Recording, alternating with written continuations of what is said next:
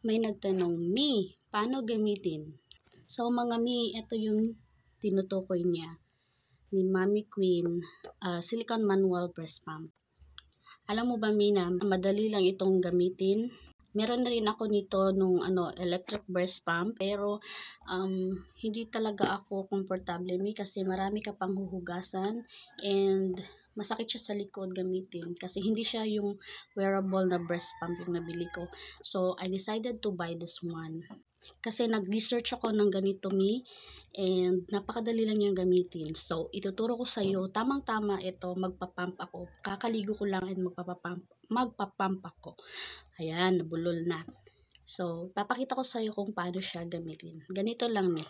So tatakpan ko lang muna para hindi makita ang bubay natin, Mi. So ganyan. So alam mo na. So ayan. Sasample ko itong isa lang muna. So ganito siya, Mi. I-press mo lang siya ng ganun. Tapos ipi-place mo ito sa bubay mo.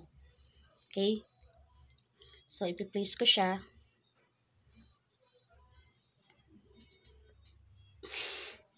Ang hirap mag-demo.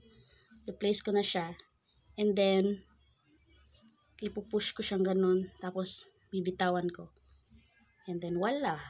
Hinawakan na ng bubay ko. Pakita ko. Ito siya, Mi. Diba? Kaganyan siya. So, Mi, ganun lang siya kabilis gamitin. Kadali. Simple lang talaga.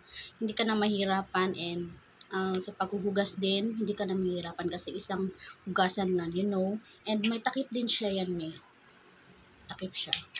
Kunwari, nagising si baby, tapos padididehin mo siya, tapos tanggalin mo muna, takpan mo muna siya. Okay? So, Mi, kung nagustuhan mo, kung gusto mong i-try, lalagay ko sa yellow basket yung link ng product na to.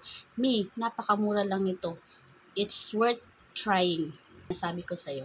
Malaki talaga ang tutulong ng breast pump na to sa akin. And sana sa'yo din, Mi. Sige na, bili ka na, try mo na. Andyan sa yellow basket.